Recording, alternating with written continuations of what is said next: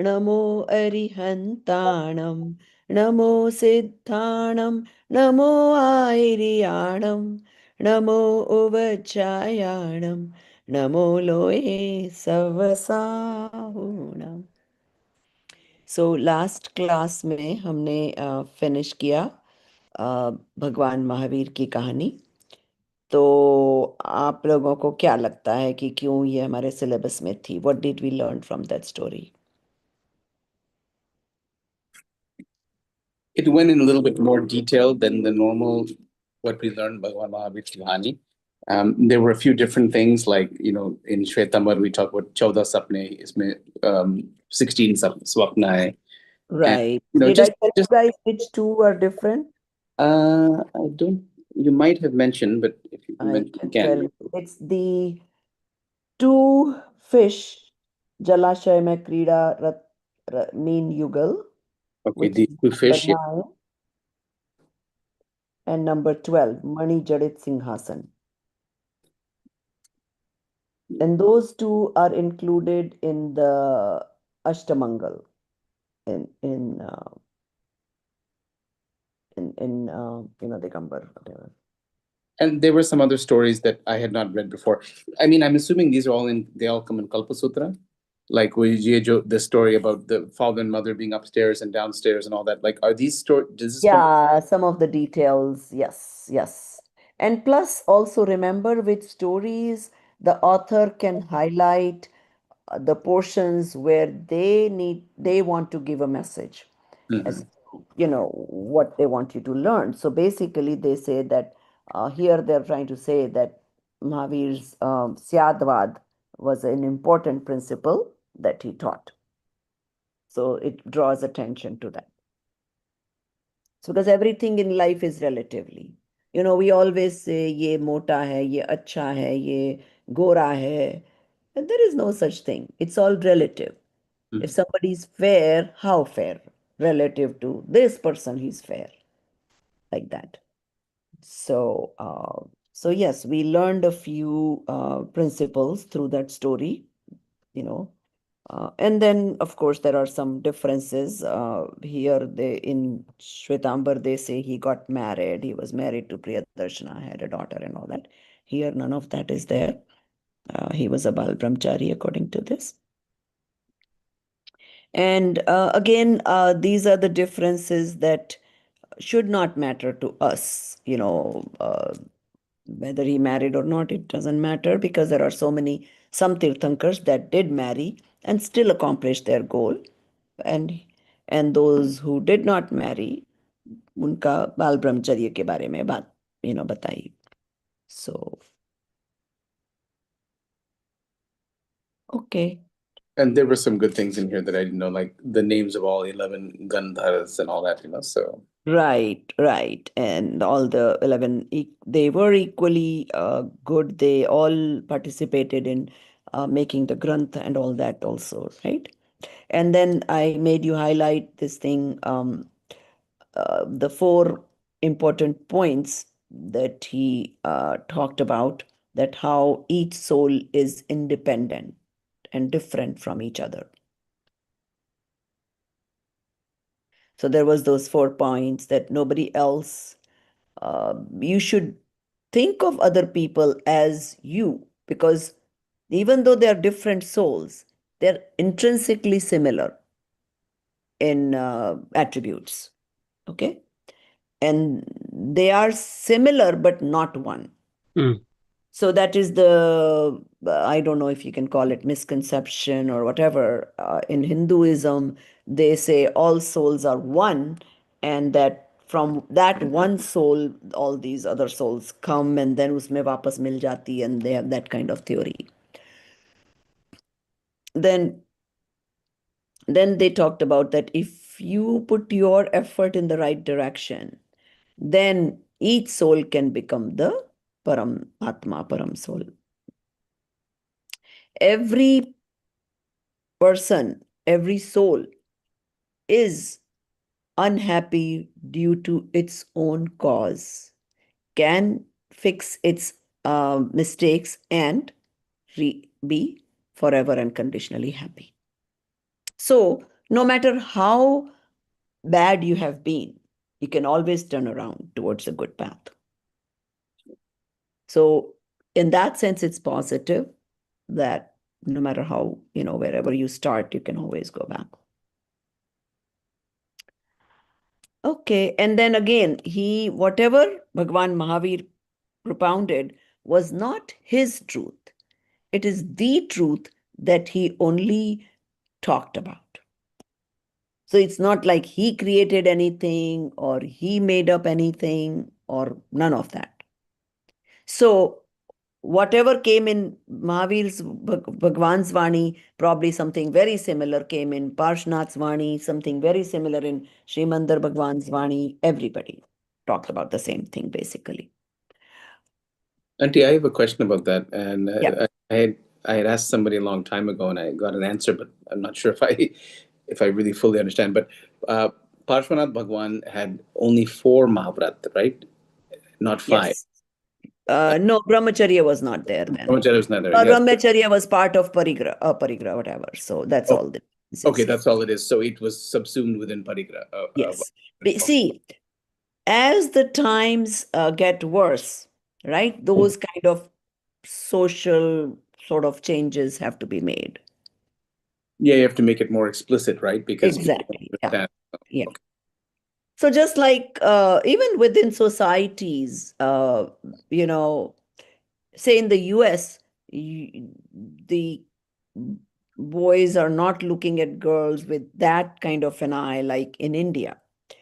So there you have to then more specifically teach the boys that no, you cannot look at people or touching is not allowed, whatever. So depending on the time and desh kal bhav ke hisab se, the language changes. That's all.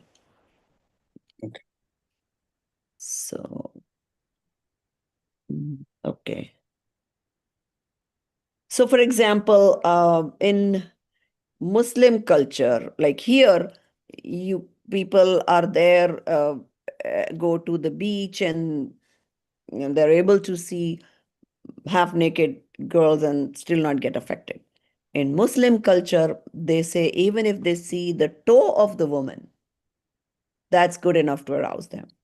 It's different place, different culture, whatever. So, you know. Okay. So we'll come to Devagam Stotra. So, uh, just a little background on this. This is a stotra that talks about why do I worship Bhagwan. So it will make it even more clearer why we want to worship only Aryant Bhagwan and not other gods. Okay. So, chalo, Bahubali ji, do you want to start reading? Just before he starts, is Aptamimamsa, is that like another name for Devagam Stotra? No, Aptamimamsa is another Shastra, Granth. So this is from Aptamimamsa? This Yes, the Devagam stotra is from Stotra. Aptamimamsa. That's correct. Okay. Devagama Stotra, Aptamimams. So Apta means worth worshipping. Mimamsa means details of it. Okay. Details of who is worth worshipping. Devagama Stotra, Aptamimams. Tarkika Chakrachudamani Acharya Samantabhadra was a great scholar and philosopher of the 2nd century of the Vikrama era. He is renowned as the foremost hymn writer, Adhyastutikara. Adhyastutikar. Adhyastutikara. He authored several hymns, each imbued with profound philosophical insights. Among them, the Devagama Stotra, also known as Apta Mimamsa, stands out as a unique hymn presenting an in-depth examination of the nature of the true deity, Apta. Acharya Samantabhadra wrote a commentary called Gandhasti Mahabhashya on Acharya Umaswami's Tattvartha Sutra, Moksha Shastra. This Devagama Stotra corresponds to the Mangalacharana, auspicious invocation of the Tattvartha Sutra. Moksha Margasya Netaram Vetaram Karma Bhubratam Jnataram Vishwatattvanam Vande Tadguna Labde. Many profound and extensive commentaries on this stotra have been written in Sanskrit. Among them, Acharya Kalankadeva's commentary of 800 verses, the Ashtashati,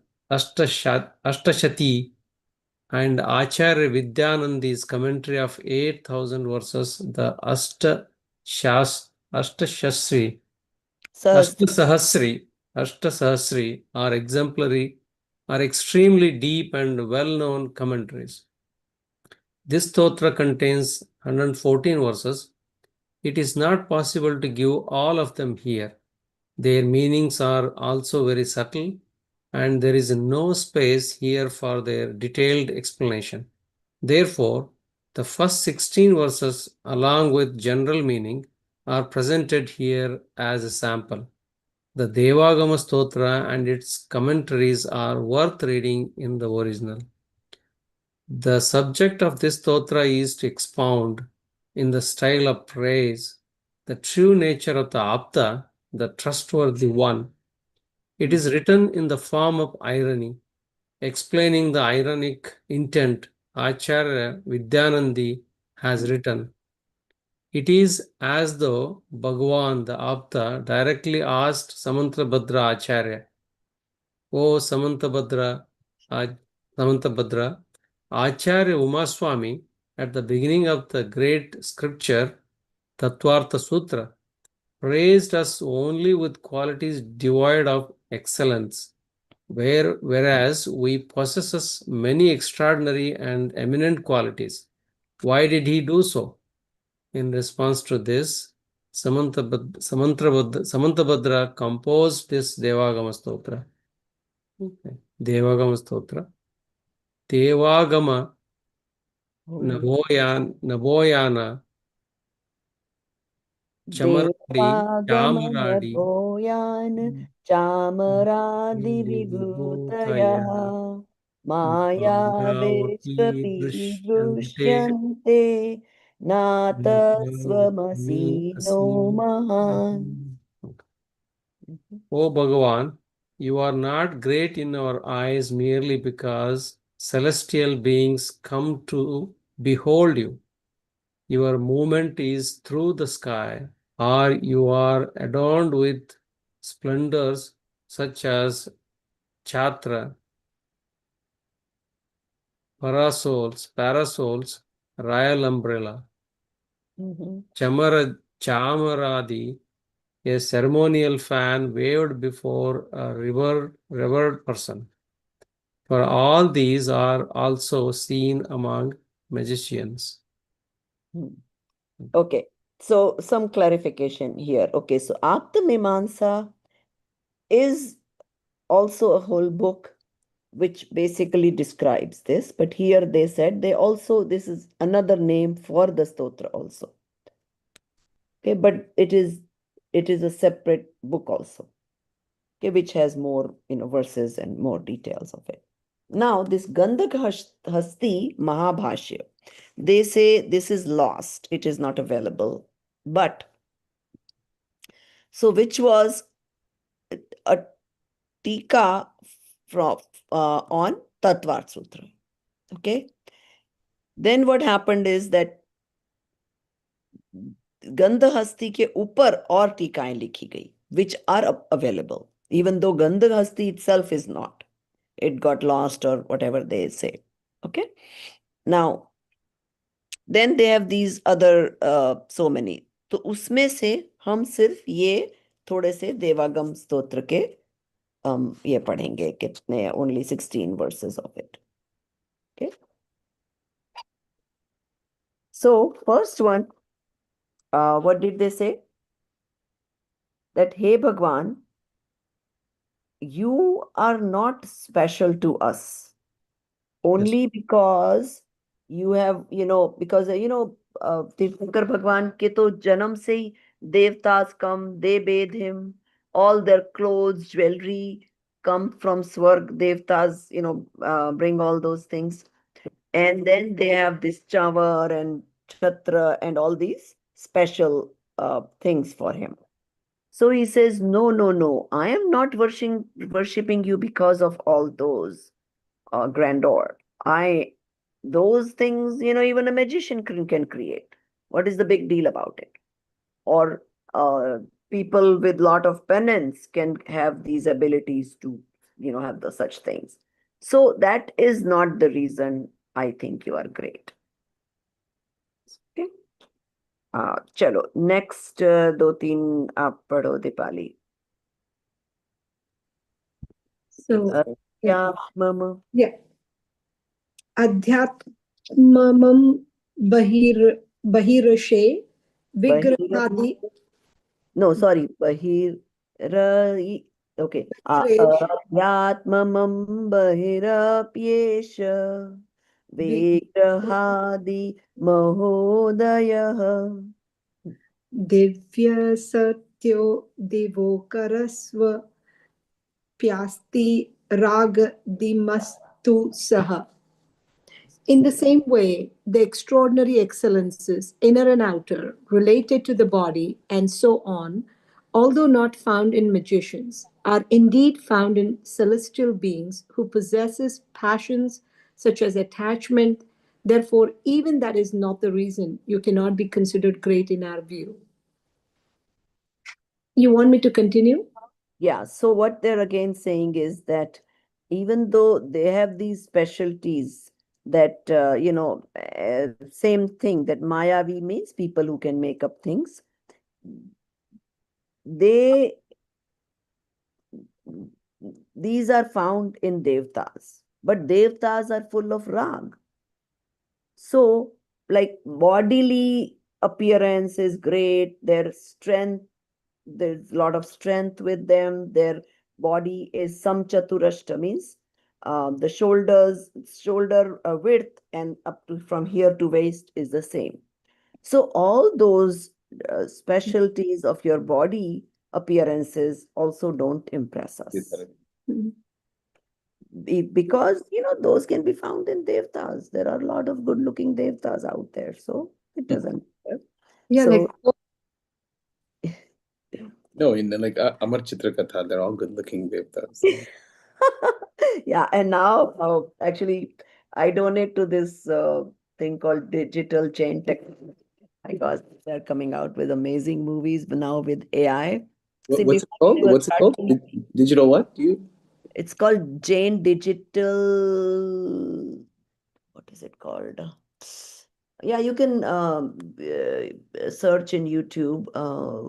Let me see, what is it called? I'm because I always donate to them, so they keep sending me new stuff. Jane Digital. Let me see, what is it called? Technology. Yeah, that's what it is. Jane Digital Technology. So yeah.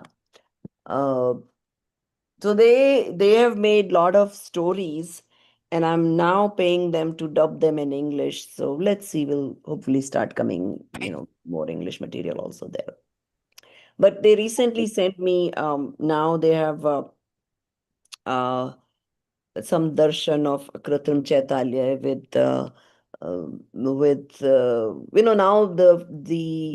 now they've made a movie actually, which if I go to India, I just talked to them today. They have some Shivir January 9th to 11th, where they might open this movie. And I saw a trailer, and it's Just like any AI movies these days, they look so real. But they're all like dressed up, devtas and real king and that type of thing. So it's, yeah. So again, here, same thing that because of that, you are not ma in our view. Because all those handsome, beautiful looking Devi Devtas are still full of. Okay, Yeah, the reason they say this is ironic is because he's going to, I mean, the punchline is like, वो इतने सारे बताएंगे कि आप ये ऐसे ऐसे मतलब आपके पास इतने गुण है तो भी that's not why we that's worship. not enough. That's not why I worship you. Right. So it's So like a in a backhanded. way, उनके गुणों की ये सब extra whatever की तारीफ Right. कर दी, पर ये भी बता दिया, hey, I'm not impressed by that. Correct. So kind of it's number one, it's telling you that Bhagwan has all these special things, but then they're telling you to worship them because of that is mithyatva. And what characters are that you should be worshipping. And that's when you get a realization that, oh, this is what we worship. And if anywhere else there is anything other than that, then it's not worth worshiping. So, like we say, we also worship Ram and Krishna because Ram went to moksha, so he's worshipable. Krishna is going to be future Tirthankar. So he's also, for us, future Tirthankars, we can worship. But not the Ram and Krishna we see in the current temples. So our murtis of Ram Krishna will look exactly like Mahavir or Adinath or anybody else. It's pretty easy for artists, It's always the Okay. Okay, go ahead. Next one. तीर्थ तीर्थकृत समयान च पर परस्पर विरोधत सर्वे मापपता नास्ति कशिच देव भवेद गुरुः तीर्थकृत्समयानां च परस्परविरोधः दतः सर्वेषामाप्तता नास्ति कश्चिदेव भवेद् गुरुः. Okay, go ahead. Your greatness also cannot be established on the basis that you are the author of the scriptures or the establisher of the religious tirtha. Because the makers of scriptures and the founders of sects and traditions are many, and the statements of all of them are generally mutually contradictory, all those who speak contradictory doctrines cannot be apta, trustworthy. All those who speak contradictory doctrines cannot be apta, trustworthy. Only one among them can truly be the apta. Okay. So then he's saying that I'm also not impressed because you said what is coming in the Shastra. But the Shastras are written by future gurus who made it different. Like we know already, Shwetambar books will have different things versus Digambar and things like that. So they're saying that no, that is also not the reason, Bhagwan, I worship you. Well, why does it say where it says that the statements of all of them are generally mutually contradictory? So they're saying that the makers of scriptures and the founders of sects and traditions are many, and the statements of all of them are generally mutually contradictory. I wouldn't say generally, but they can be contradictory. Okay. Let's see. Yeah, it does say prior.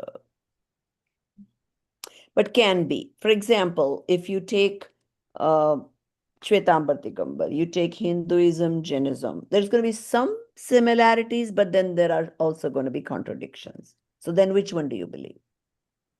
So you have to have a clear understanding of what do you worship.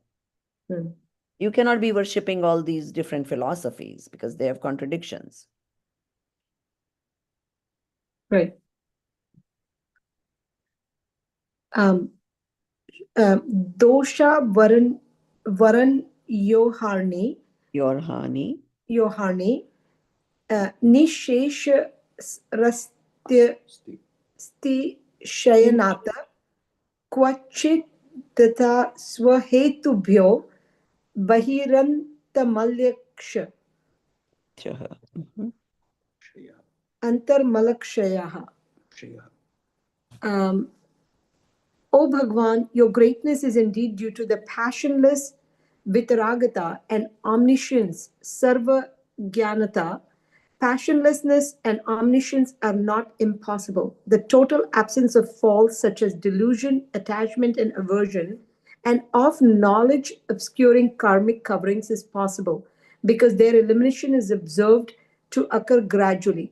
Just as in the world, in pure gold or stone ores, through their own causes, that is, through melting, heating, and so on. The internal and external impurities are improved, and the purity of gold is seen to emerge in the same way. Through the heat of the fire of meditation in the form of pure concentration, the faults and coverings that obscure the soul's potential are destroyed, and passionlessness and omniscience manifests. So now he's saying, what am I worshipping? That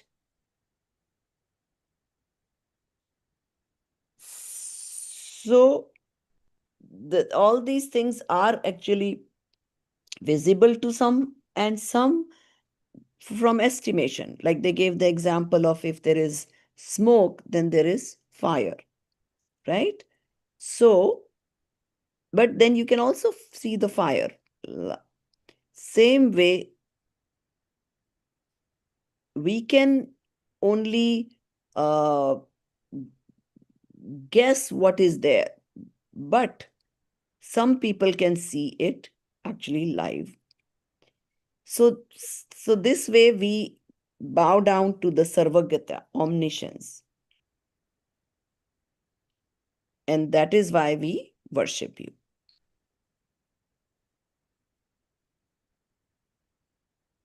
Okay, do you want to go next, Dinesh? You can do next three. Sukshmantarita durar. No, I think she just read that. Did you? No. No. Oh, sorry. Okay. Sukshmantarita durathaha pratyakshaha kasyachid yatha अनुमेयत्ववो ज्ञि आदि riti sarvajna samstitihi. Atoms and other subtle substances, passions and other intervening or hidden things, and Mount Meru and other distant objects are directly perceived by someone because they are known through inference. Whatever is known through inference is directly perceived by someone. For example, when we infer a distant fire by seeing smoke, there is indeed someone who sees that fire directly. In the same way, the subtle, the intervening, and the distant substances which we know only through inference are directly perceivable by someone. In this manner, from the existence of the general rule, the existence of the omniscient one is established. Yeah, so excuse me, I made a mistake. I explained this one thinking that was red. So the above one was that we worship you because of your vitrakta and omniscience. And there they gave the example that just like gold can be purified, same way with us in burning in the what do you call, in the meditative state, we can get pure. So seeing you, we realize that that is doable, and that is why we worship you. So that was the meaning of Shlok 4, and I already explained Shlok 5. But I didn't quite understand this, May. It's saying like Mount Meru and stuff, they're perceived by someone, so therefore they're known by inference. Like इसका logic मुझे ठीक नहीं लग रहा है. So Okay, even if it says, for example, distant fire by seeing smoke, it's saying here we see smoke, so we know someone is seeing the fire. But that doesn't follow logically that someone is seeing fire, therefore we see the smoke. Oh, okay. So these are some Nyaya type of arguments they give, okay? So one of the argument is wherever there is smoke, there is fire. Now, you may not be able to see fire. For example, if there's a little hill in front of you and there's smoke coming from behind there. So you may not be able to see fire, but you can make an estimation that, oh, since there is smoke coming out, there should be some fire, something burning there, right? Now, anybody on the other side of the hill will be able to see what is burning. And even though you couldn't see, you could estimate. So, same way, we can estimate, but Bhagwan can actually see everything. Pratyaksh. So they're saying that that's also not the reason we are praying for you, or we are impressed by you.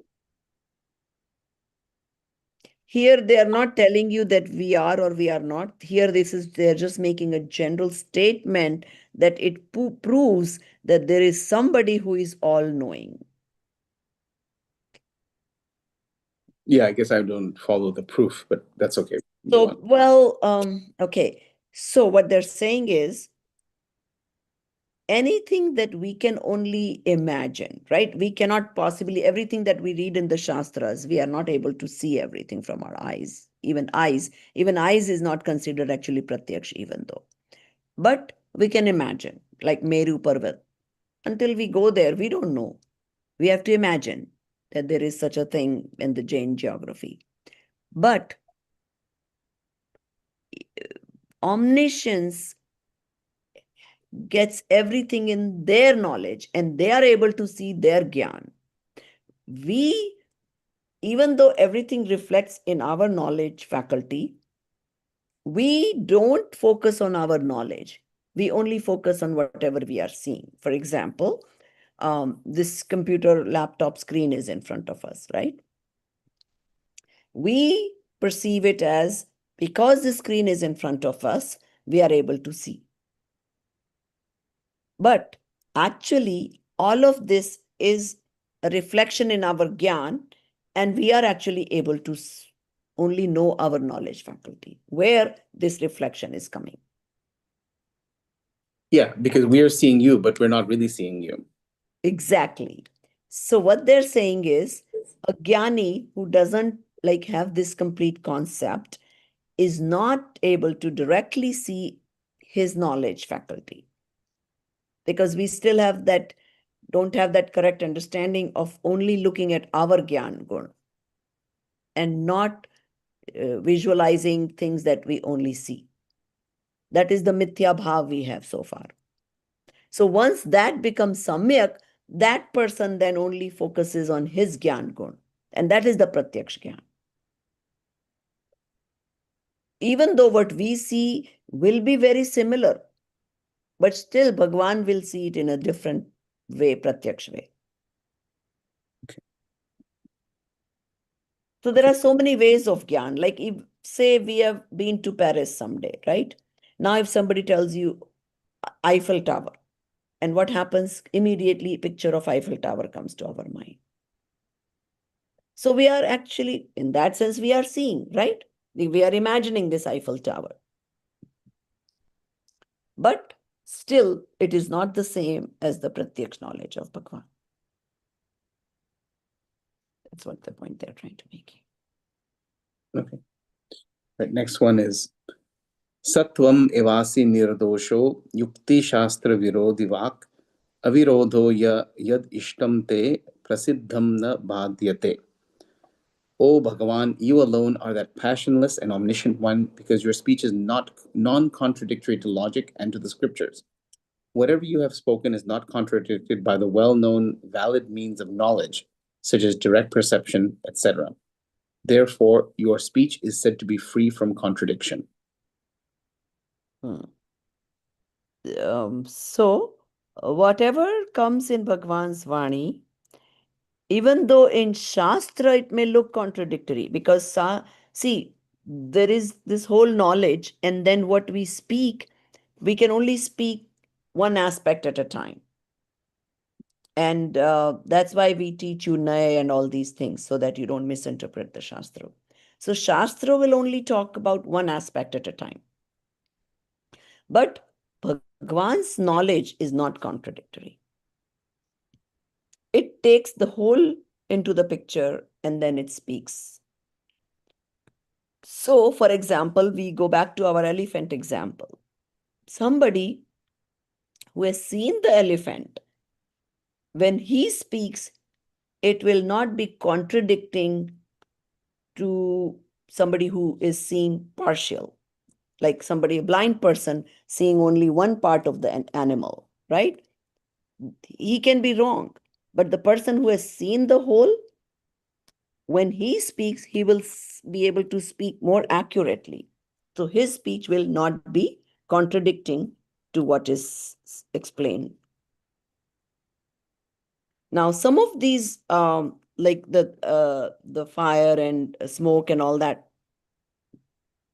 some of these will come in the last semester, I think 5th semester. You will study a book called Parikshamuk. So these are like very fine, what do you call, testing type of shlokas in that book. So it's like they call it Nyaya in Jainism. And that is important to understand these fine intricacies to further understand the Shastras. And the reason I don't want to get into too much detail is because you'll get, it's important to know everything in between before you get to that book. Okay. So basically what they're saying is that whatever is in your Vani is without contention. Should I read the next one? Yeah, go ahead.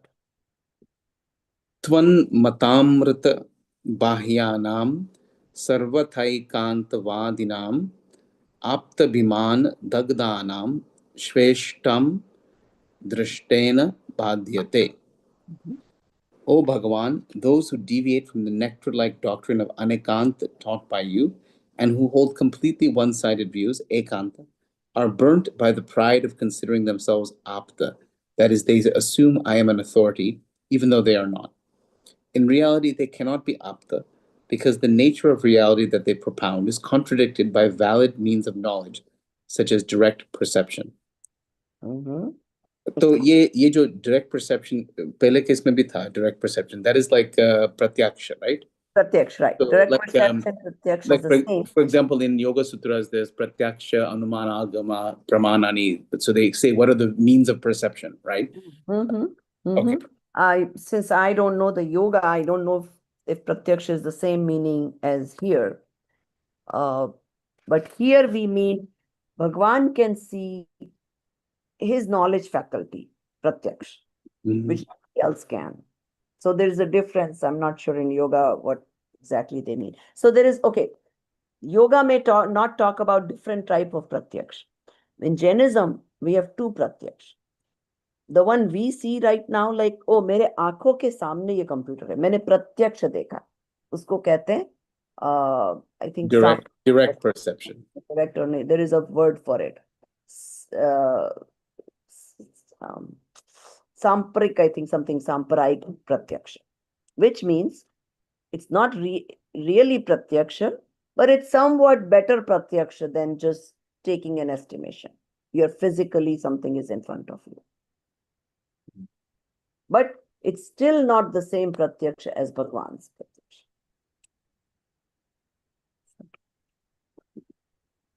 Now they're talking about that you have spoken about the Anekantamat, which means anything has multifacets. And those who don't understand that and only talk about one thing, they have that pride of saying that, I am apt.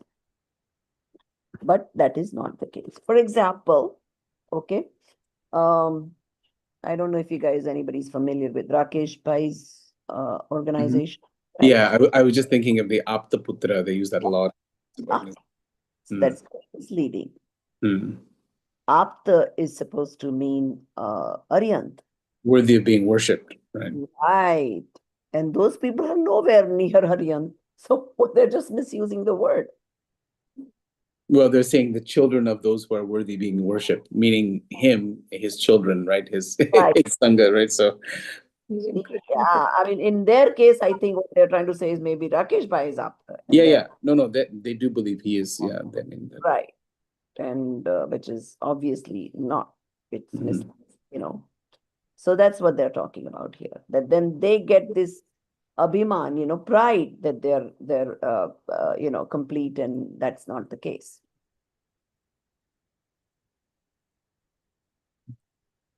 Because what Rakesh Bhai is going to preach or teach is also from the Shastras that came from Aryans. So he doesn't have any pratyaksh knowledge either.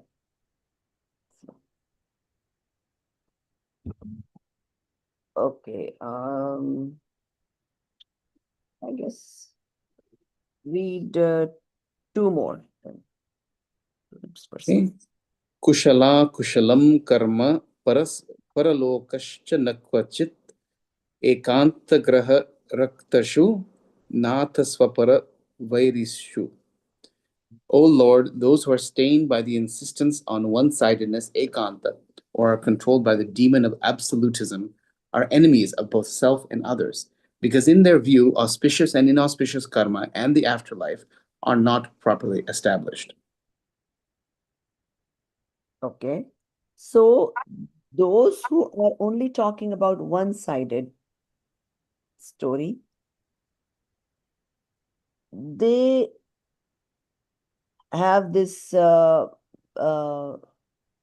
really misleading, misguiding the truth.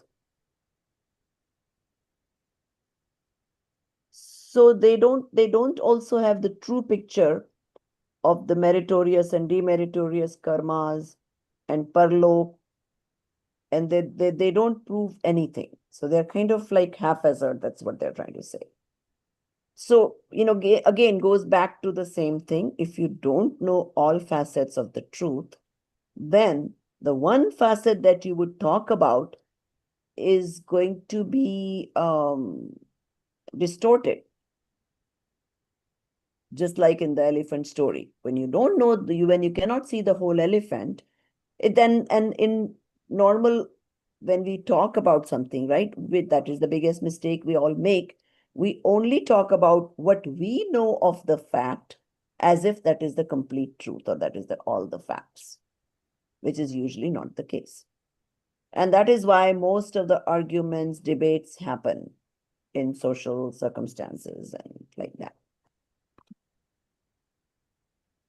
Okay, next one is Bhave kante padarthanam abhavanam apanavat sarvatmakam anadyantam aswarupam atha tvakam. O Bhagavan. It's in Hindi. Is it us? It's Masvarupa Masvarupe. Maswarupam. Yeah, Masvarupak. Okay, so it might be some inconsistency. Hindi mein Maswarupam hai, and here it's Aswarupam. Okay, so then we need to send it to Chap. I think it might be it makes more sense Aswarup. Or M. It should be ASV. Yeah, तो फिर हिंदी में शायद गलती है इसमें, because उसमें मस्वरूप लिखा है. Right. So what makes you think asva is correct? Because I've heard that word before. I've never heard maswarup, so that may be not a good reason, but What does it say? The meaning, हे भगवान, पदार्थों का सर्वथा सद्भावी मानने पर अभावों का अभाव लोक मानना होगा. इस प्रकार अभावों को नहीं मानने से सब पदार्थ सर्वात्मक हो जाएंगे, सभी अनादि से. actually in Sanskrit and ma are both negation, so it could be either one. I don't know. I don't have a reason to think that the Hindi book is wrong. No, I mean it could just be a typo in Hindi, right? Maybe it's not wrong, but typo. I mean, it's possible, but I have to make sure that that is the case. Because if it's not, then the English is supposed to match the Hindi. So I would say right now, let's just fix it in English. So instead of aswarupam, if it starts with A, Amitji, please send a message to Varshaji that it's supposed to start with M. Okay, Maswarupa. Maswarupam. Okay. So, O Bhagavan, if one were to accept the total non-existence of all substances, one would have to consider the non-existence of non-existence, i.e. negation. In this way, by denying the existence of absence, all substances would become the nature of everything. All would become beginningless and endless. Nothing would retain a distinct form. This is not acceptable to you. Okay, so think about the chapter Chara Bhav. Who remembers that? You guys are not doing your summaries. Prag abhav, Pradvansa abhav, Anonya abhav, Atyanta abhav. Right. So if we didn't have those, then we would have this condition where nothing will be finishing, nothing will be starting, everything will be always existing. So it kind of takes it to a nature of becoming like ridiculous, right? That if you take it to the end degree, it becomes meaningless, like it becomes foolish, right? By Right. taking it to a logical conclusion. Whereas the truth is there is some part that's continuous, always existing, and then there is the paryay part which is temporary and which we understood the fourth abhav, where एक द्रव्य का दूसरे द्रव्य में अभाव, एक पर्याय का next पर्याय में अभाव, then पुद्गल के पर्याय का अगले पर्याय में अभाव, and then the fourth one.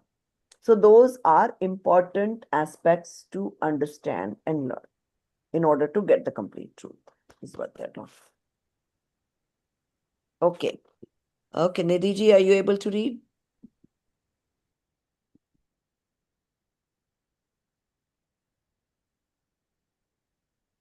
Book है आपके सामने? हाँ हाँ कार्य द्रव्यम अनादि स्यात् प्राग भावस्य निह्नवे प्रध्वंसस्य च धर्मस्य प्रचै अनंतं व्रजेत प्रच्यवेनन्तां व्रजेत.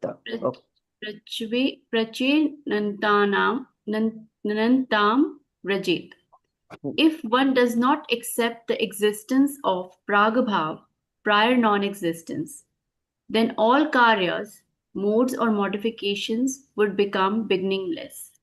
Similarly, if one does not accept pradhamsabhav, posterior non-existence, then all effects, modes would become infinite. So now, what we read in the previous one, they talked about that if you don't understand the four abhavs, then everything will be beginningless and endless. So now they're then explaining how that will be the case. Okay, go on to the next one. So प्राग भाव and प्रध्वंसा भाव को जानना भी क्यों जरूरी है? Okay.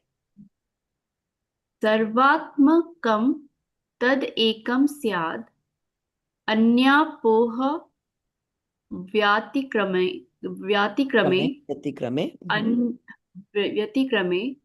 अन्यत्र समवायेन व्यपदिश्येता सर्वथा. If one does not accept mutual non-existence, ananyobhav, abhav, then all visible substances, budgal, would become identical in the present. And if one does not accept absolute non-existence, atyantabhav, then all substances would become identical in all three times, past, present, future, making it impossible to designate any substance in any way. So now they've explained the importance of Anyonya Bhav and Atyanta Bhav, right? Abhavai kanta pakshe pi bhava pahanava vadinam bodha vakyam pramanam na kain sadhana dushanam Mhm. Even for those who assert the total non-existence of existence, abhavikanta vadins, in the absence of validity for their knowledge and statements, how will they establish their own doctrine and refute others' views? Therefore, the doctrine of absolute non existence, abhavikanta, is also incorrect.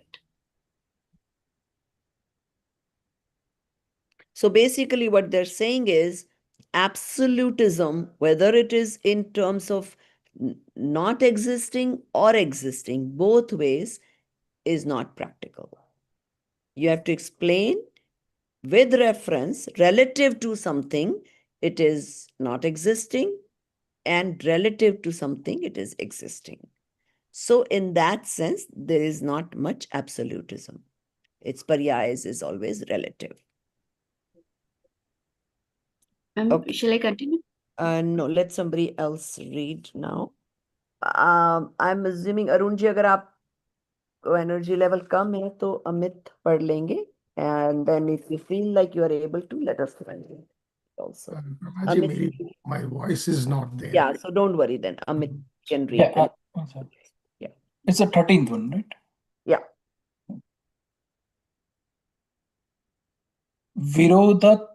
विरोधात्रो माया काय कांतम विरोधात्रोभयैकान्तं स्याद्वादन्याय विवेद्विषाम् अवाच्यतैकान्तेऽप्युक्ति नार्वाच्यमिति युज्येते.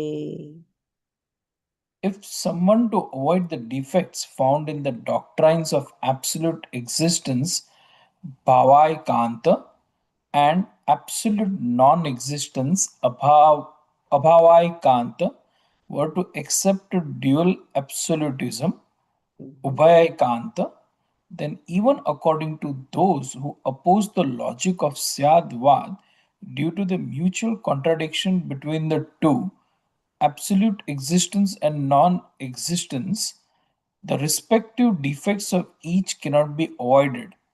And if, in order to avoid this difficulty, one accepts the doctrine of absolute inexpressibility, avachyatayakanta, then merely by calling it inexpressible, the object becomes expressible through the very word inexpressible. So basically what they're saying is,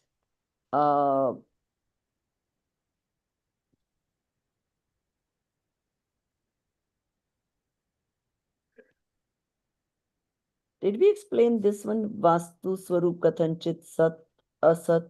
Did we do that one?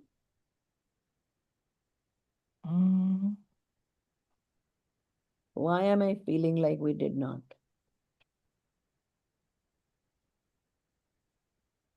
Wait, we did not, obviously. I'm always getting lost in the wrong one. Okay. So यदि कोई भावैकांत और अभाव के प्राप्त दोषों से बचने के लिए उभयकांत स्वीकार. Okay. So here they are talking about, so we studied पांच भाव and then we studied चार भाव. Which was the five bhav? Who will tell me?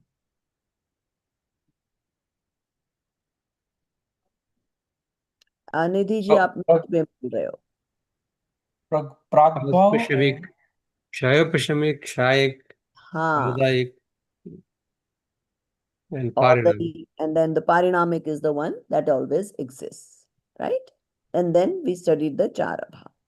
So what they're saying is कि वो दोनों के दोषों से बचने के लिए, उभय means kind of include both. Okay? करे तो भी स्यादवाद न्याय से विद्वेषियों के मत में दोनों के परस्पर विरोध होने से दोनों में प्रत्येक प्रत्येक अतिक दोष आए बिना नहीं रहेंगे. So what they're saying is that bhav has to be kept separate with its relativity, and abhav has to be kept separate with its relativity. And you cannot mix the two. And they are different concepts.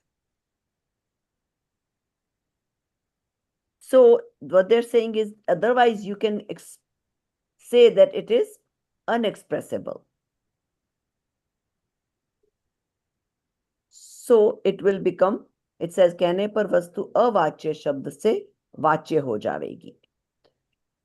I don't know why it's saying that. What is the English translation of the last sentence? The object becomes expressible through the very word inexpressible. Basically, when Still you're it is calling expressible. it, When you're talking, when you're saying, yeah, we're that calling it out, expressible, right? Exactly. That's all. you're It's, making it expressible. exactly. That's all it's saying. Okay.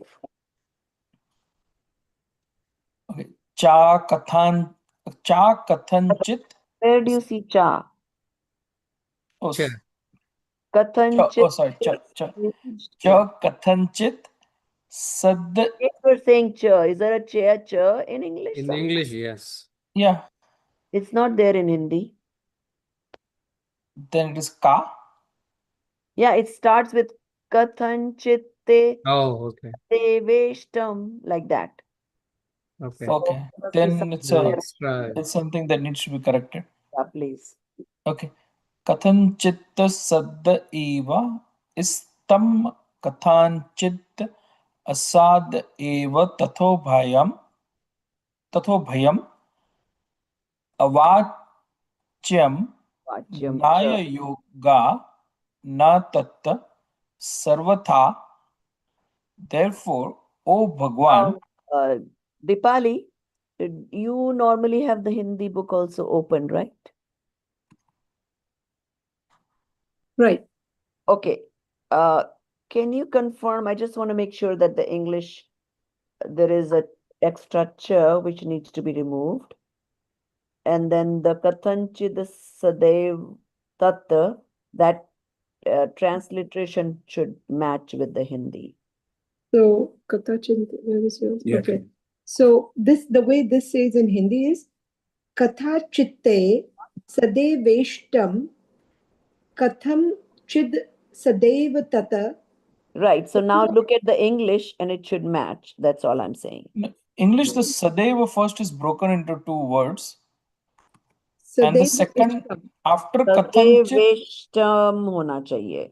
It should be SADEVESHT,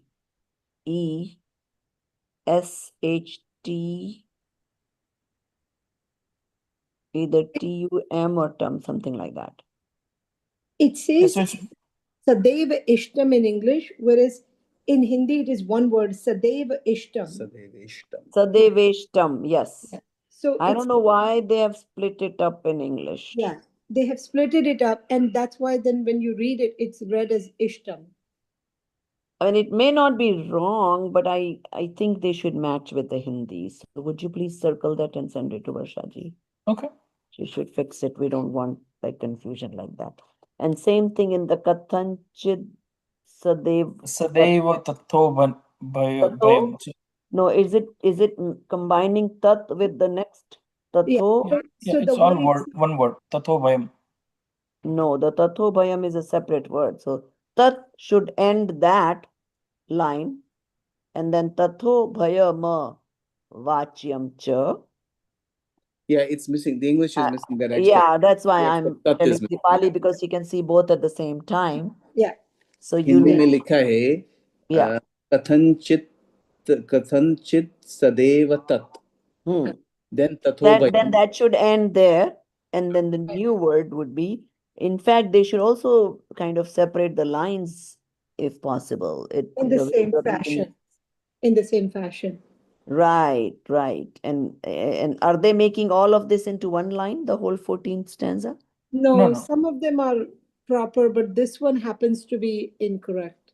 Okay, so would you please circle the whole thing and tell Varshaji that, Sure. and then send her a picture of Hindi also, Yep. that it needs to match. Okay. Sure. Yeah. Therefore, O Bhagwan, the nature of the object described by you is, under certain viewpoints, is existent, sat. Mhm, Under certain viewpoints, non-existent, mhm. asat. Under certain viewpoints, both existent and non-existent. Okay. Under certain viewpoints, inexpressible.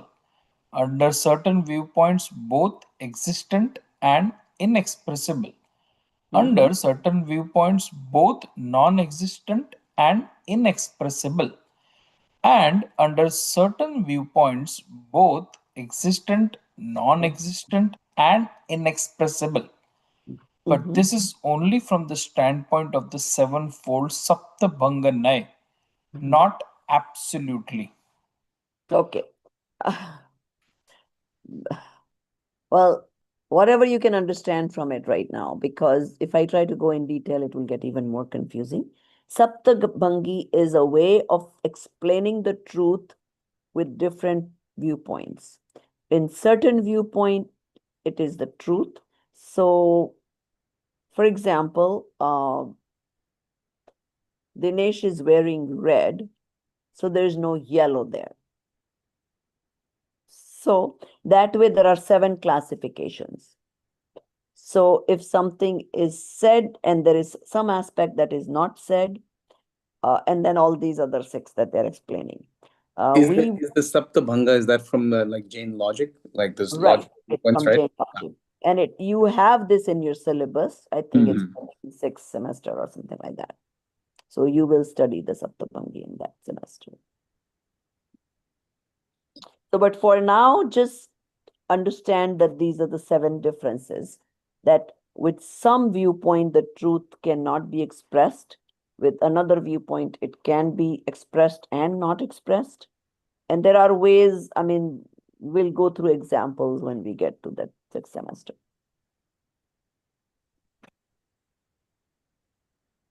Go ahead. Next one. Here again, Sad and Eva is broken, so it should be Sadev. I believe Sadev Sarvam Ko Nechet. Yes. The Swaroop. English match what is in the Hindi. So it's Sadaiva actually sarvam it's actually not bhavatu. even Sadeva, it's Sadaiva in the Hindi. Yeah. So even Hindi maybe typos hey. So I'm just saying that's because the other one is Sadeva and this one is Sadaiva. No, the Sadaiva is correct. हाँ Hindi. but पहले के श्लोक में सदैव हो गया तो वो भी सदैव ही होना चाहिए ना सदैव.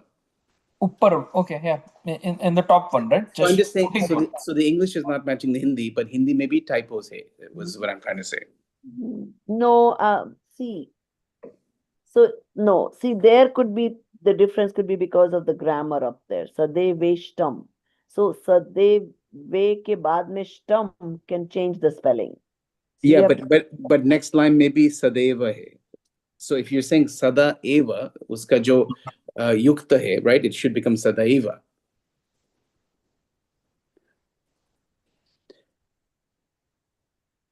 Say A plus E becomes AI, right? Sanskrit mein. Right. I mean, I'm not saying right. I'm just saying there could be some I don't typos. know enough detail to know that when used by itself, that matra will not change. So I'll have to confirm with somebody on that. Yeah, maybe if you find this in some other book, because this is a famous stotra, right? So ye to dusre kitab mein hona chahiye. So do me a favor, write a note in detail that the Sadaiv spelling is also different here. So we have to confirm that with either Aptamimansa book or somewhere else, what it's supposed to be. Or have to ask somebody why the difference in spelling in Hindi is there. So first we have to correct the Hindi spelling and then match that in the English. Okay. Okay. So Sadaiva Sarvam Ko Nichet Swarupadi Chatushtayat Asadeva. It is Asadeva in this. It is Deva. Not always. Viparya. Okay. Yes. Yeah. Asadeva Viparyasat. Satra. No, Viparyasat. Sat. Sati R. There should be a tra. No, it's missing. Okay. Satra. Indicate that also, yeah. Okay. Cha itra. Vyavatisthate. No, this is Chaitra, is it? No, Chaitra. Oh, So, yeah, okay, yeah. Chaitra mhm. Vyavatish. Vyavatisthate. Mhm. From the standpoint of the fourfold nature, one's own substance, space, time, and mode, who will not accept the existence of an object? Similarly, from the standpoint of the fourfold otherness, other substance, other space, other time, and other mode, who will not accept its non existence? That is to say, every wise person will certainly acknowledge this. If someone does not, then according to their view, the order of reality cannot be established. Okay. So here, what is it saying? My Swarup, my Dravya, my Kshetra, my time, my Swabhav is different than anybody else's Dravya, Kshetra, Kalbha. So what they're saying is, if one doesn't understand that, then they are not able to establish the true nature of things. So basically, it talks about individuality and independence. Kramarpita Dvayad Druttam Vaitam, Sahavacyam Asaktitah. Sahavachya Ma Shaktitaha. Okay, then that also needs to be corrected. Sahavacyam Ma Doesn't have Astikteha. to tell her, and she can discuss with me tomorrow when she's fixing it. Yeah. Avaktavya Uttaraha Ses. Avaktavyauttaraha Sheshaha. It's one. Okay. Avaktavya Uttaraha. I mean, it may not be bad. Some of it, maybe it is doing it purposely because it makes it easy to read. So even Sanskrit, a lot of times people will break it and read like that, the way you just read in English. So some of it is acceptable, but Yeah, but here instead of Uttara, it is Vyottara. It's not Uttara. Yeah, but then you have to when when you break that down, people read it as Avaktavya Uttara. Uttara. Yeah, but it is not that. In Hindi, it is avyakta vyautaraha because the vyo is connected, so you pronounce it for sure together, right? Correct. And No. A plus U will It become is O. So avaktavya. What it is avaktavya, which means inexpressible, and then uttaraha. Vyottara. Yeah. Avaktavya plus uttaraha. That would be the sandhi vichhed of it. And which is what they have tried to do in English, so that it's easier to read, right? Am I correct, Amit? Is that Yeah. so? Which kind of may be acceptable, just to make it easier to read, and also it is the correct split of the words, so that is okay. Yeah. Shesas Trayo. It's Sheshaha. Sheshaha strayo Shesaha Trayo Pangaha Swahetutah. From the standpoint of sequential predication, Kramarpan, an object is dual, both existent and non-existent. And due to the incapacity to state existence and non-existence simultaneously, the object is Syad Avaktavya, inexpressible. The remaining three predications, Syad Sad Avaktavya, Syad Asad Avaktavya, and Syad Sad Asad Avaktavya, should also be understood as occurring from their respective viewpoints. So again, these are parts of that Saptabhangi, and they're basically saying that that how the actual vastu, dravya it can be perceived in so many different ways.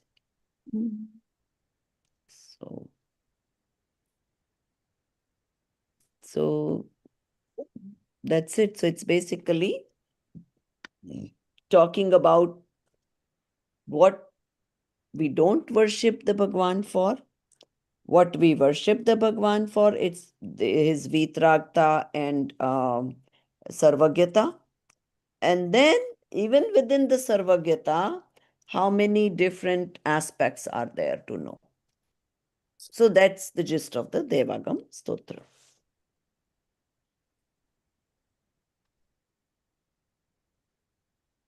Okay, so we come to an end for Tattvagyan Pathmala 2.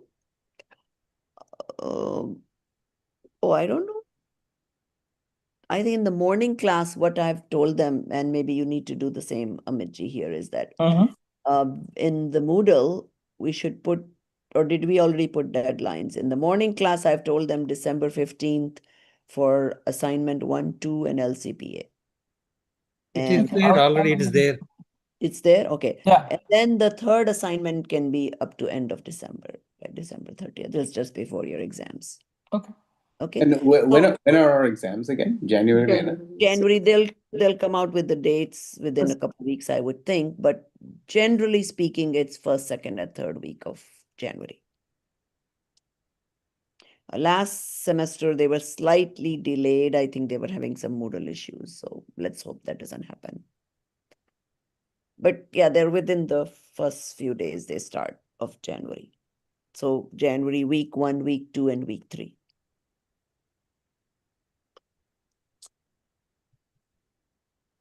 Okay. So let's open this one. Nimit, oh boy. Can everybody see it? Oh, I don't like this with the background. I cannot show the book. But Nimit Upadan book will open now. So this book is divided into 2 parts. One is the general about Nimit and Upadan. And then the other half of the book is after like 30 pages is question and answers. Okay. So it's obviously not a new concept. We've already studied Nimit and Upadan, and it's just little more details. So who can tell me what exactly is Nimit and Upadan? What are the differences? Nimitta is like it is if there is any action, if there is a cause and action, correct? If there is something to happen, there is the matter where the changes happen, and there is external factors, those exist. There are 2, Nimitta and Upadan. So one, when changes happen, they are there as a support, or they are there as a something witnessing it. So Nimit and Upadan. So whenever some task happens, okay, there is a reason for it. There's always going to be a reason. Karan will always exist.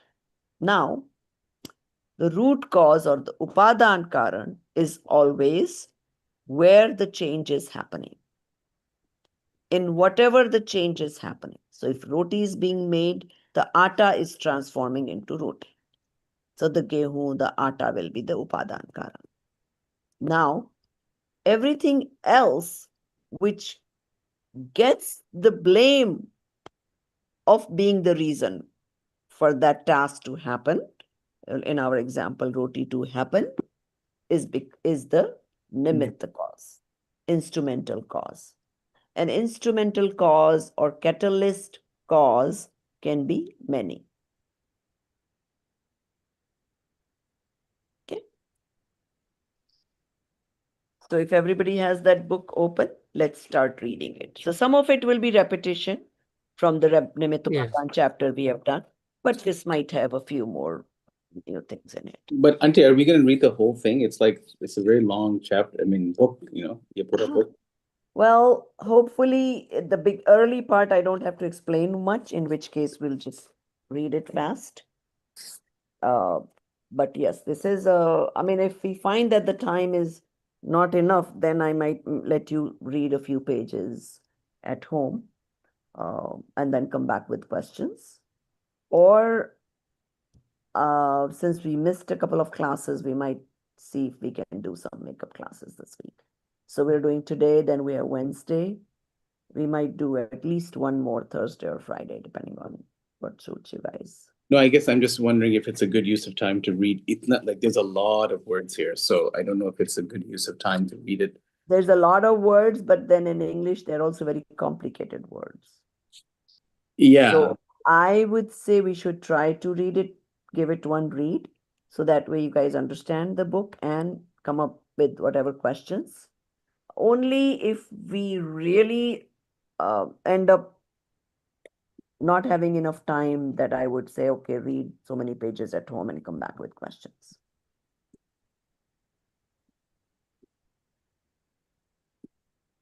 Let's start reading today. And maybe before next class, I'll ask you guys to read the next 5 to 10 pages, which should be doable. Is that fair? Yeah.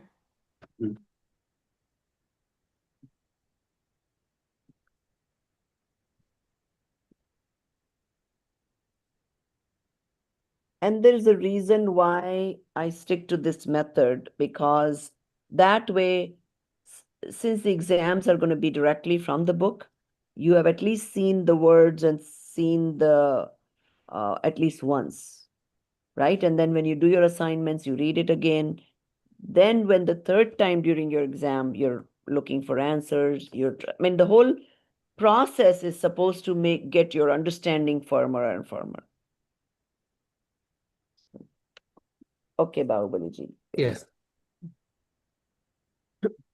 Okay, first section, the instrumental and principal causes. An elaborate pursuit, nimittopadan, ek anushilan. Amongst the important subjects whose right understanding is most essential on the path to liberation, principal or real cause, instrumental cause, upadana nimitta is one such vital subject. Without its right knowledge, the belief and inclination of dependence on others does not end. The feeling of self-reliance does not awaken. Even the right effort, purushartha, towards the path of liberation does not manifest. Along with sequentially bound modification, kramabaddha paryaya, and real conventional nischay vyavahar, the subject of principal cause, instrumental cause is also a much discussed topic these days. The erstwhile subject, which was rarely a part of the discussion in seminars of academicians, is now being discussed among people at large. While on one hand, the discussion of this topic has generated curiosity among people regarding its context and inspiring the study of related literature, on the other hand, certain controversies have also arisen. Today, this discussion has taken the form of two opposing arguments in favor of this and against. This is why whenever someone writes or speaks about it today, their speech or writing reflects the scent of advocacy or opposition. The society at large also perceives it in terms of support or opposition. To prevent today's discourse from turning into a conflict, it is crucial that this topic be deeply and impartially analyzed in the light of the scriptures, Agama, and presented to society in simple and comprehensible language. A thorough examination of this subject is the only way to avoid discord and strife. For an accurate understanding of the true nature of reality, it is also essential to have a well-organized, logically sound, and scriptures-approved understanding of principal cause, instrumental cause. When controversial topic like real conventional and sequentially bound modification were presented in the light of scriptures in simple and easy to understand language, not only were they appreciated by the scholars and the Jain community, but the related controversies have largely ended. Therefore, I firmly believe that similar diligent exploration of principal cause, instrumental cause will certainly yield the expected benefits. In the absence of a right understanding of principal cause, instrumental cause, it is not possible to truly and correctly understand the order of reality expounded in Jain scriptures, Janagama. In the absence of right knowledge regarding the relationship between principal cause and instrumental cause, one either attributes the role of the doer to instrumental cause or denies its existence altogether. Therefore, it is essential that we do not view principal cause and instrumental cause as conflicting or take a stance for or against them. Instead, we should contemplate their nature only in the light of scriptures. Once their nature is truly understood, the entire situation will easily become clear. Every entity, padartha, in the world is subject to transformation. परिणामशील परिणमनशील है. परिणामशील.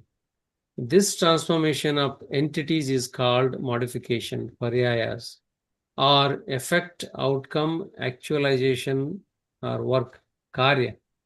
This transformation is also referred to as action, condition, action, karma, condition, avastha, state, dasha, result, parinamana, parinama, change, parinati, etc. Every effect arises only through a cause, karan, and the productive material of that effect is called the cause. That productive material of the effect is only in the form of principal cause and instrumental cause. This is the reason that the discussion about principal cause and instrumental cause in Jain scripture is done in the form of causes. This is the reason that causes are accepted as being of two types: principal cause, upadana karana, instrumental cause, nimitta karana. Okay, let's stop here for a second and I'll just make you guys highlight the few points in the first 2 pages that we read. Okay. Yeah.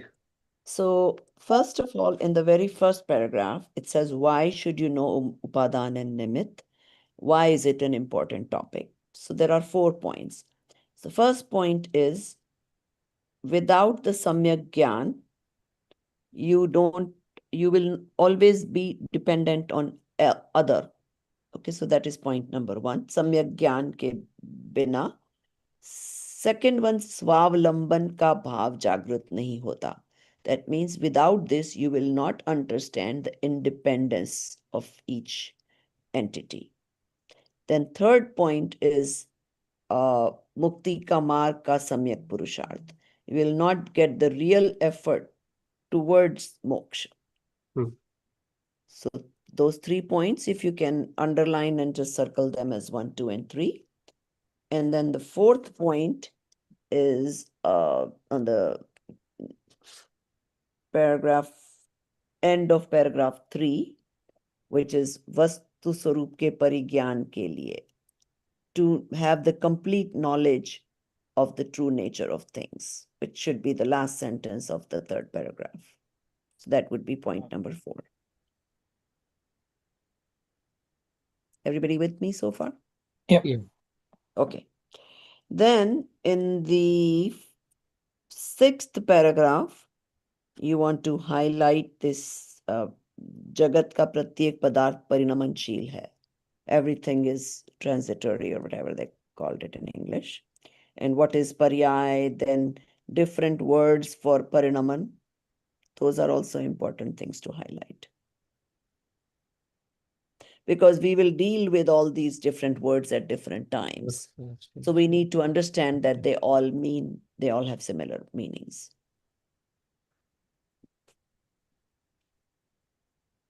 And everything else is he's just talking about the social why, what. So that's kind of not so relevant to us at this point. But so those are the main points. And then they're talking about what is karya and what is the, so again, they're explaining that the utpadak samagri is the karya and what is the nimit. So now they're talking about the upadan karan and nimitta karan. So, okay. So Shall I now, continue? Yeah. you can continue. Yeah. Okay. Two types of causes: principal cause, upadana karana; instrumental cause, nimitta karana. That which itself transforms into the form of an effect is called principal cause, and that which does not itself transform into the effect, yet can be ascribed with the conduciveness to the arising of the effect is called instrumental cause.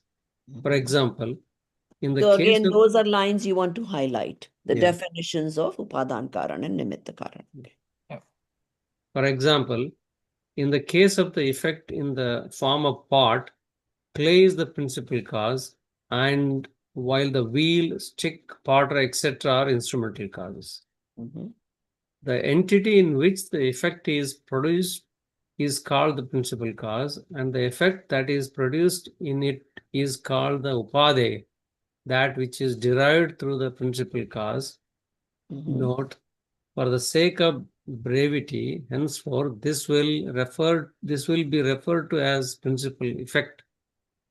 When stated in relation to instrumental cause, nimitta karan, that same effect, principal effect, is also called naimittik. And that which is derived through the instrumental cause, note, for the sake of brevity, henceforth this will be referred to as instrumental effect. In this way, we see that the very same effect is called the principal effect from the perspective of principal cause, and the instrumental effect from the perspective of instrumental cause. The effect in the form of a pot is the principal effect of the principal cause in the form of clay, while the same effect in the form of pot is the instrumental effect of the instrumental cause in the form of potter. The purport is that there is a relationship, there is a relation of principal cause, principal effect between clay and pot, and a relation of instrumental cause, instrumental effect between potter and pot. If we apply this to the effect in the form of right belief, samyak darshan, then it must be expressed in this way. Wait, did they? Okay, so in this paragraph, they talked about this whole thing in English without using the upadan, upadaya, those Hindi terms. Is that what they've done? Yeah, they did not use they use the upade. It is there. Upade is there. Naimittika is there, but they do not use the upadana. No, they use it. Upadan, Upadana upadaya, karana, nimitta karana, it is there. Oh, it's there. No? Okay, I It is just there. wanted to make sure. Because see, what happened was when we were translating this book, it was very difficult. Yeah. Because if you put all the Hindi words also in the parentheses, it was kind of getting not very practical to read. Yeah. It was kind of breaking the flow of reading. So they had That's to what make it some says. exceptions. Henceforth, we call principal effect. Yeah, so they had to principal make effect. some modifications to Yeah. kind of get the flow going. Otherwise, it was becoming very difficult. So yeah, so give your opinion if you think this is reasonable. Yeah, I think moving forward, they will not say it. I mean, they'll keep saying maybe the instrumental effect and principal effect. So yeah, let's see how that. So I need some feedback. What you guys think of the way the English is. Okay, go ahead. Okay, if you apply this to the effect in the form of right belief, samyak darshana, then it must be expressed in this way. The soul substance, Atma Dravya, or its attribute of faith, Shraddha Guna, is the principal cause. And right belief is the principal effect. In the same way, the absence of deluding karma, mithyatva karma, or the instruction of a true teacher, Sadguru, is the instrumental cause, and right belief is the instrumental effect. I got confused here. Okay, let No, me it's say read. like soul substance or its attribute of faith is the principal cause, and the right belief is the principal. Oh, okay. It talks about the upadana karana upadaya. Principal cause and principal effect. Okay.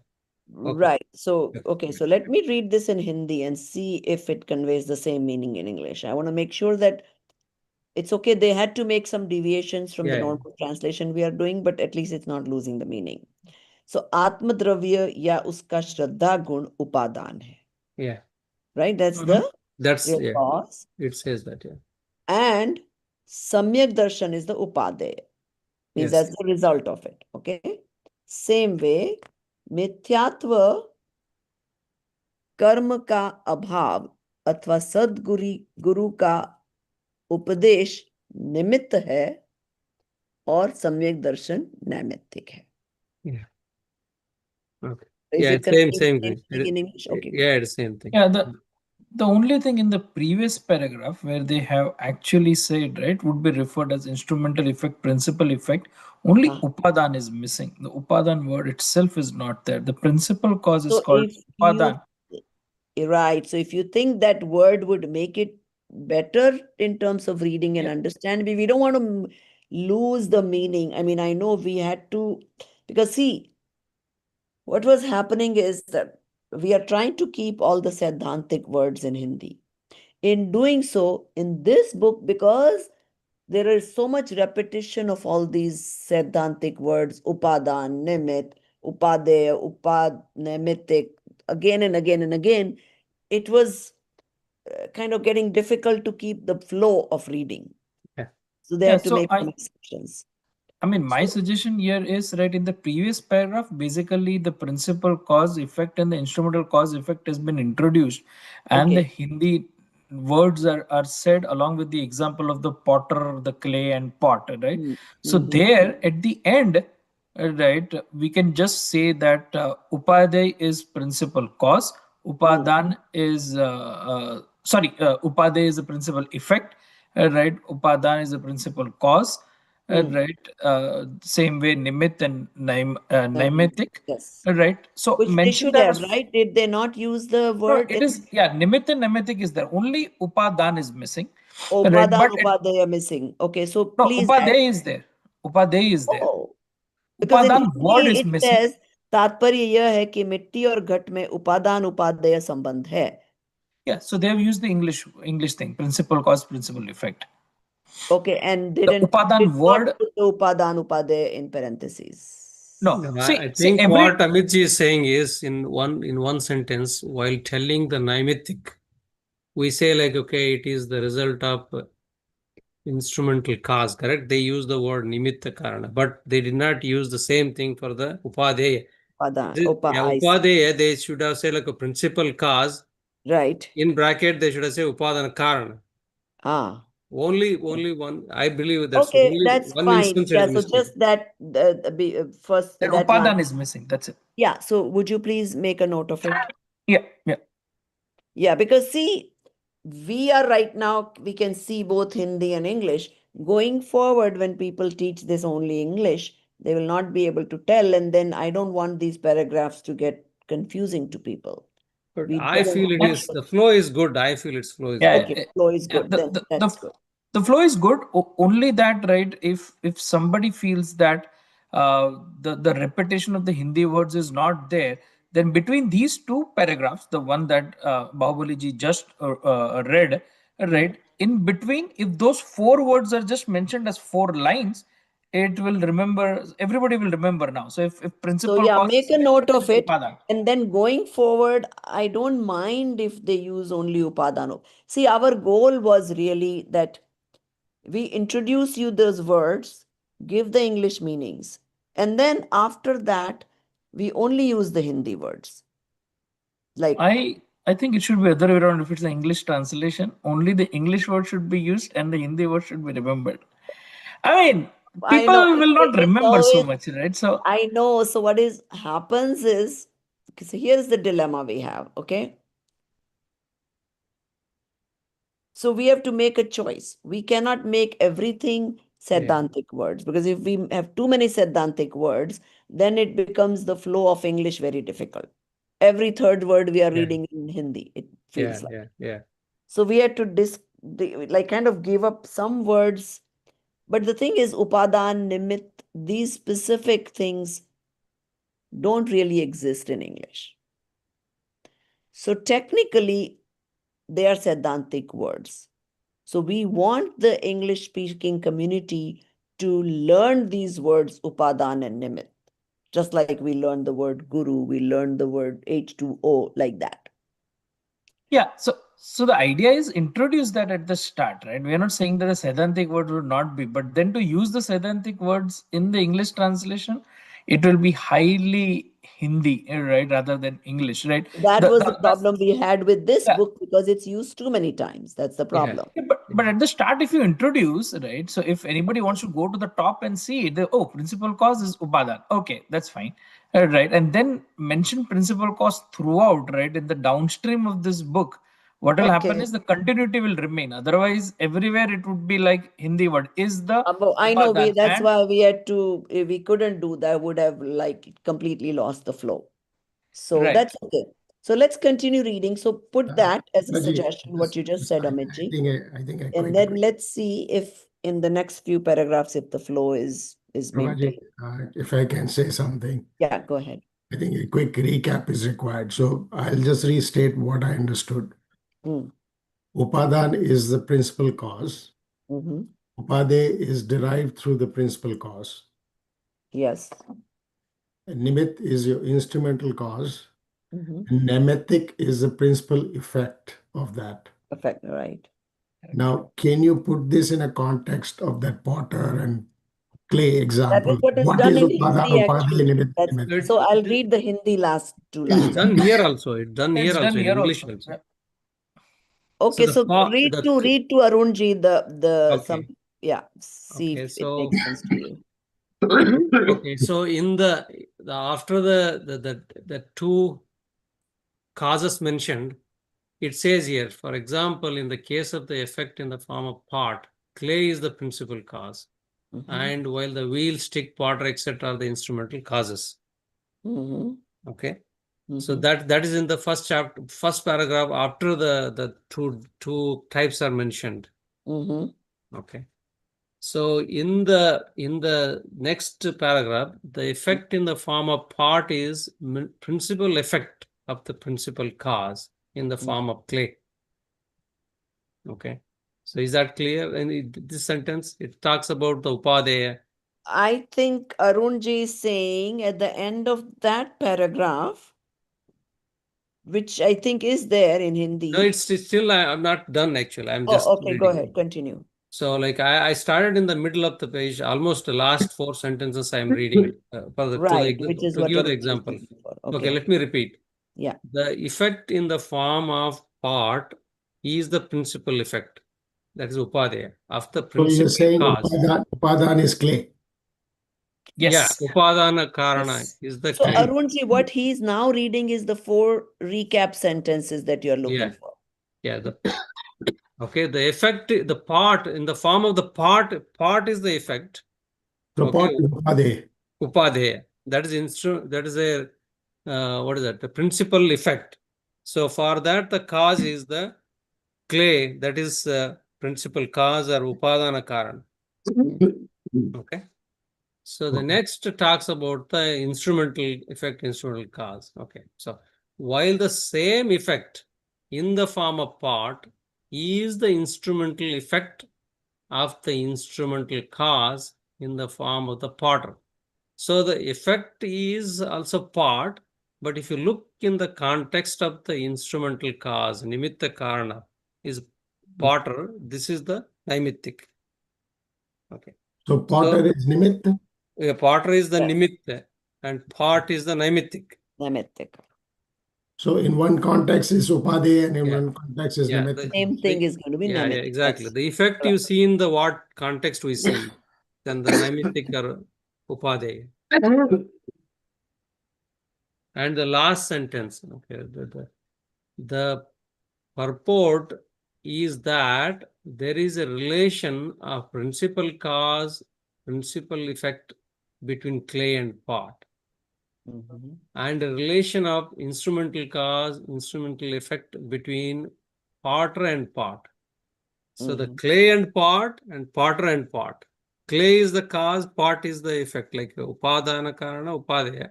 And similarly, on the nimitta side, the potter is the cause, instrumental cause, and the pot is the naimittic, instrumental effect. So I guess it has what you're looking for, Yeah. that Yes. paragraph. Yes. Okay, good. So now, okay. And also they talked about in the context of the Samyak Darshan. Right. That page we just read. Hmm. I can read it one more time. Yeah, that one, I think you can read. It's a short paragraph, and Yeah. then you can continue reading that one. So if you apply this to the effect in the form of right belief, Samyak Darshana, then it must be expressed in this way. The soul substance, Atma Dravya, or its attribute of faith, Shraddha Guna, is the principal cause. And the right belief is the principal effect. That right belief is the karya, is a principal effect. Okay. In the same way, the absence of deluding karma, mithyatva karma, are the instructions of a true teacher. Sadguru is the instrumental cause, and right belief is the instrumental effect. So the effect is same. But causes in the context of the instrumental cause and the instrumental effect are the different.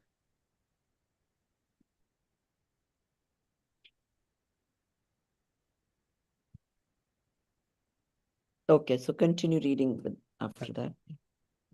Here, the word upadeya should not be taken. This paragraph I tried to read, I was so confused. Okay, I myself was reading.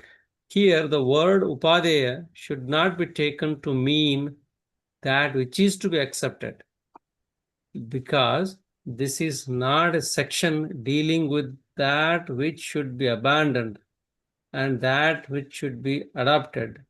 Heyopadeya. Rather, Guys, remember the Heya and Upadeya? yeah, So what Heya all they're means, saying yeah. is that Oh, Upadeya is okay. different meaning than this Upadeya. Oh, That's what okay. they're trying to say here. To be adopted, not to be adopted. It's not that. Exactly. It is It's the not effect. that. This Okay. one is the principal cause. That one. Okay. This is the That's effect. all they're Upadaya is saying. the effect here. Okay. Right. So, okay. Rather, since this is a section concerning the relation of cause and effect, it is only being clarified that the very effect which in relation to the instrumental cause is called instrumental effect is in relations to the principal cause called principal effect. Okay, I got clear. Okay. In this way, it is established that the relation of principal cause, principal effect, and of instrumental cause, instrumental effect are themselves forms of the cause-effect relationship, which invariably apply to every cause-effect relationship. Accordingly, every effect is, by rule, both principal effect and instrumental effect. It is principal effect in relation to principal cause, and instrumental effect is instrumental effect in relation to instrumental cause. I think it's a repetition, I would say. Here, one possible question that arises in that if substance or attribute is principal cause, as explained in the example of the effect in the form of right belief, then the intended effect ought to arise continuously. For when cause is present, then effect too must necessarily occur. It's an ongoing thing, it says, it's continuous. If in reply, it is said that since the principal cause is a substance or a quality, it is present at all time, but because the instrumental cause is absent, the effect does not occur. And that when the instrumental cause is present, the effect will be accomplished. Then on such an assumption, the instrumental cause would turn out to be the determinant cause. Niyamak karan. For the occurrence or non-occurrence, the effect would depend solely upon its presence or absence. I did not get this one. Okay. So here the question is that the paragraph you're talking about? Yeah. So the question is like if the substance itself or attribute itself is the upadana karana, it always exists. Then effect should be always there all the time. Like Yeah. for example, samyak darshan, it should be always samyak darshan. Always there. So now they will say the answer to that in the next paragraph. Then it will Yes, become more clear. Yeah, that I So didn't basically, understand. they're posing a problem for you that, okay, so now if the dravya and gun, if those are upadan karan, they're always going to exist. Yeah. That means that should always happen. So how do you solve that problem? Yeah. So they are going to talk about what is the difference in the next paragraph. So read that. Yeah, I just read it, but I'll go Oh, to. so basically they're saying कि upadan karan. I can But- read one more time. Okay, go ahead. Okay. If in reply, it is said that since the principal cause is a substance or a quality, it is present at all times. But because the instrumental cause is absent, the effect does not occur. And that when the instrumental cause is present, the effect will be accomplished. Then on such an assumption, the instrumental cause would turn out to be the determinant cause, niyamaka karan. Karan. For the occurrence or non-occurrence of the effect would depend solely upon its presence or absence. So basically what they're saying is that, so nimit will always exist, but that will not be the deciding factor, Okay. even though it will always exist. Mhm. Okay. Now, so in the paragraph above, the condition that they explain, that's जैसे सम्यक दर्शन कार्य का उदाहरण बताया, जो तो विवक्षित कार्य निरंतर उत्पन्न होते ही रहना चाहिए, because there it is the trikali upadan. You remember when we in that Yeah. chapter Trikali we and studied, Kshanika Upadan. Yeah. we talked about trikali upadan. Trikali, which means soul is always existing. So if soul is always existing, then because it has the ability to get keval darshan, keval gyan, that should always happen, but it doesn't. Yeah. So soul is the trikali upadan, but there is also kshanik upadan, that momentary upadan, which also plays a role. So, and then the nimit will always exist. So nimit will not make the real cause. The the niyamaka, niyamaka. determinant Yeah, cause. it will not be the determinant cause. It will be I think eventually the answer will come to the kshanik upadan. Yeah. So continue reading in the next paragraphs. Yeah. Okay. To avoid this controversy, if it is said that for the arising of an effect, the presence of both causes is mandatory, then we would reply, granted that the presence of both causes is mandatory, yet the determinant cause remains the instrumental cause. Okay. For when it is present, the effect occurs, and when it is absent, the effect does not occur. Yeah, continue reading. It's eventually Okay. coming to that kshanik upadan that I told you, and we've studied that in that. That's what he's just kind of coming to it with all these arguments. Yeah. Yes. Oh, He's giving the brother. contrary view. Yeah, that's what he's doing. Yeah. Oh, brother.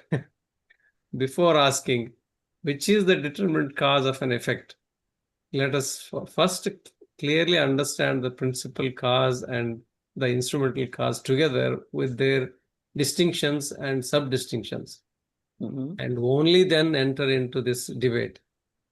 It may well be that with the clarification of the distinctions and the sub-distinctions of the principal and instrumental causes, this question will naturally be settled.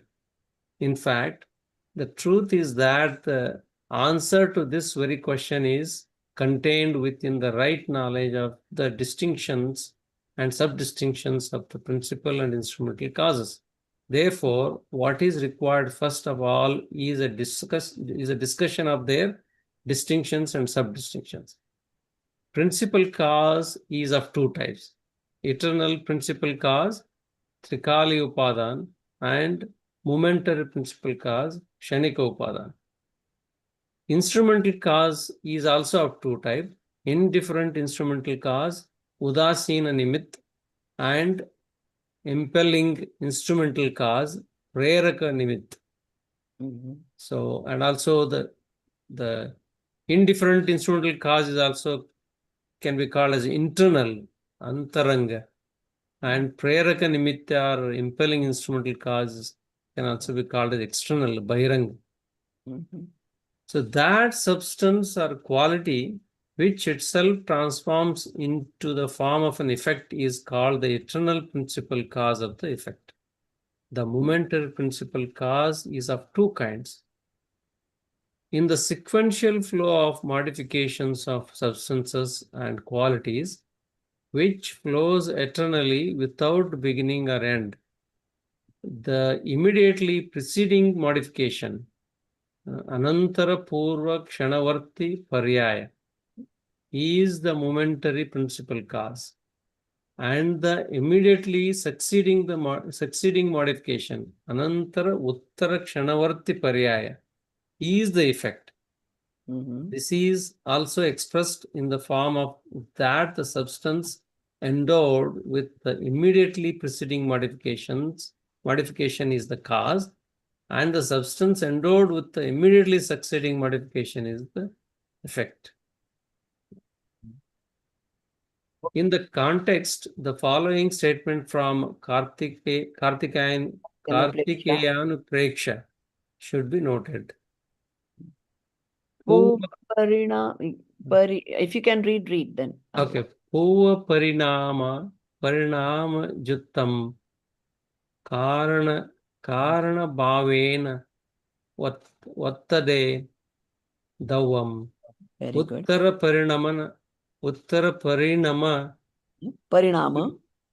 Parinama Judam Tam Chiya Kajjam Have Niyam. Very good. Niyama. Yeah. Niyama. As a rule, a substance endowed with the immediately preceding transformation, Anantara Purva Parinama, functions in the form of cause, Karana Rupa, and the same substance endowed with immediately succeeding transformation, Anantara Uttara Parinama, becomes effect. Clarifying this point, Siddhantacharya Pandit Pulchandji writes, the substance characterized by the immediately preceding modification is designated as the principal cause, and the substance characterized by immediately succeeding modification is designated as the effect.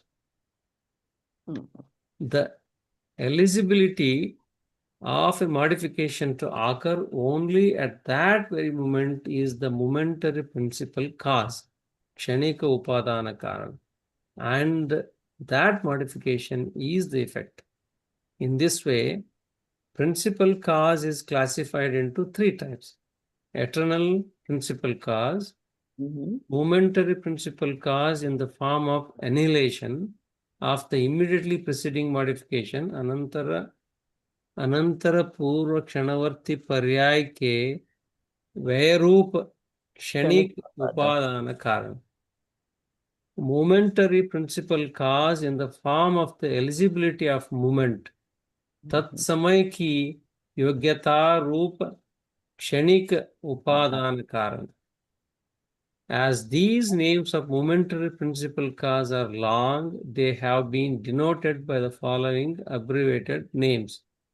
Immediately preceding modification, eligibility of the moment, Tat Samayaki Yogyata. To clarify the position of the... Did they not say the Hindi word for immediately Yeah. preceding No, Ananta? They should.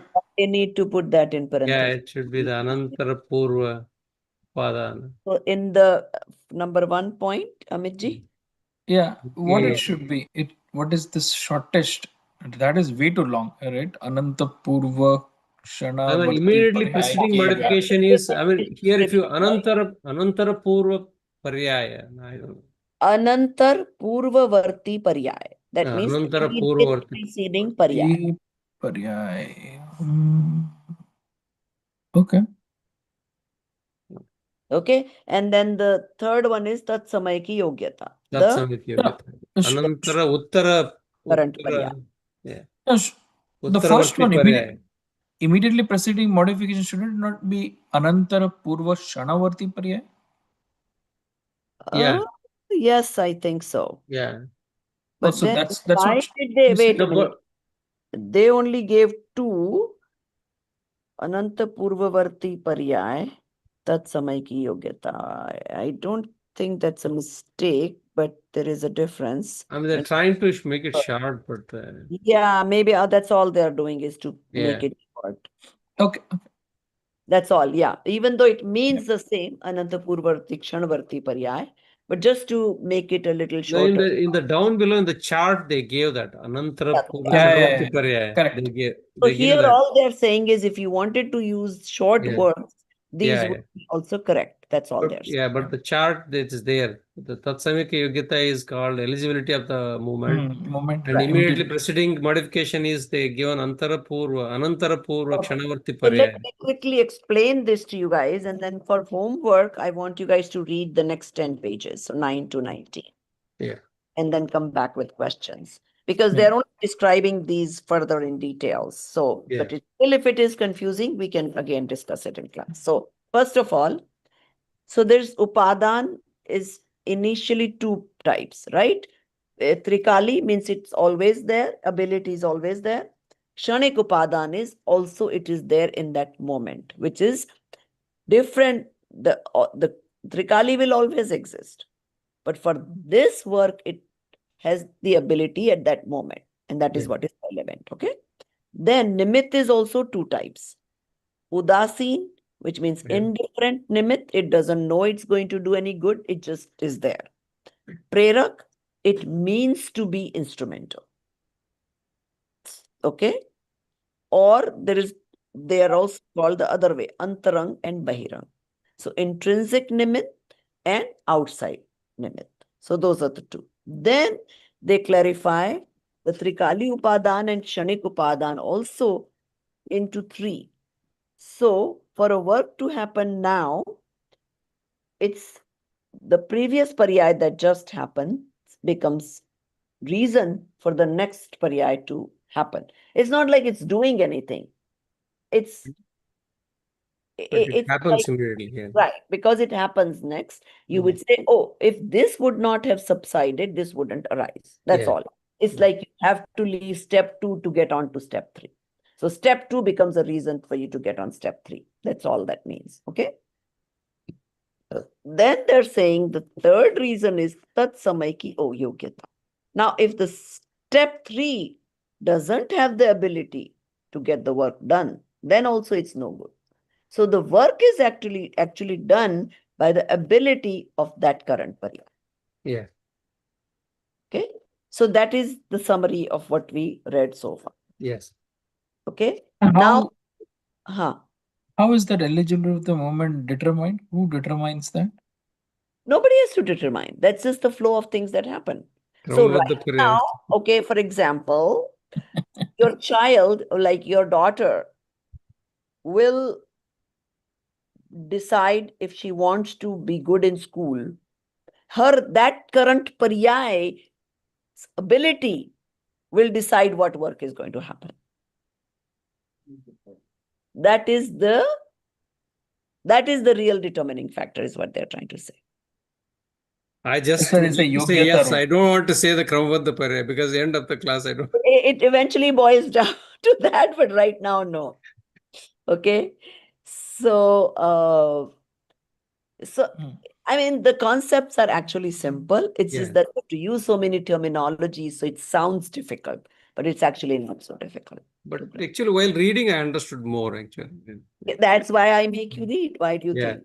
Yeah. See, a lot of teachers don't make the students read. They just come Yeah. and give their lecture of their understanding. Yeah. But Yeah. to me, then that is their Yeah. understanding. It doesn't become your understanding until you read and you Yeah. actually internalize it. Yeah. And that's why I make you read in class, because if I don't make you do that, not everybody's going to read. Yeah, that's true. Yeah. And I like the way it has been presented also. It first tries to question you, saying that Yeah, if that Right. principal cause is there, then the principal effect would be there all the time. But it is not there. Why? So then it Right? makes So it sense goes that into there is more to this than like, yeah, that's correct. it. And then it goes in deeper. But yeah, you have to give some names, otherwise, how will you differentiate things? Even if the names looks quite bigger, And but you have then to give a because name. then there are so many words, it sounds confusing, but actually it is not. Yeah. The overall concepts are relatively Yeah. simpler. A lot of good work done. Yeah, this was a difficult one to translate. So that's why I want to make sure that when we read also, we are getting the point across and it's not much No, confusion. but such things like that chart, right, is very helpful. Rather than you writing paragraphs to paragraph, the chart completely explains In everything. fact, So in a something of lot that sort. of books, wherever there are not charts are not there, I encourage people to make charts for their notes. So Correct. whatever is possible to make in chart form, it's a lot easier to grasp with just one glance of the chart. Yeah. So try to Agree. make that. Yeah. Okay. So yeah, come with the next these next 10 pages, put it in the group that everybody has to read the next Yeah. 10. So we are at page 6 now. Yeah. And yeah, we'll still do the class on Wednesday. Yeah. And we'll determine if we need 2 more this week or just 1 more. At least Yeah. we'll have Thursday or Friday, one of those days. We'll definitely do class. And I don't know when Viraj comes back. If he comes back Thursday, then maybe we'll do it on Friday. So that way he can also join. Okay. Also remind me, I think Dipali has also done a lot of note writing. So we'll ask her to contribute if she's done something. Sometimes when somebody is writing notes, their own, they may have a little bit more clarification. So if she wants to share something, we can ask her also. So, okay. सहजानंदी शुद्ध स्वरूपी अविनाशी हूँ आत्म स्वरूप सहजानंदी शुद्ध स्वरूपी अविनाशी हूँ आत्म स्वरूप सहजानंदी शुद्ध स्वरूपी अविनाशी हूँ आत्म स्वरूप निज निधि निज में बताई यह अनंत उपकार है इसके लिए जिन वाणी माँ को वंदना शत बार है वंदना शत बार है जय जिनेन्द्र Jai Jineन्द्र. Jai Jineन्द्र.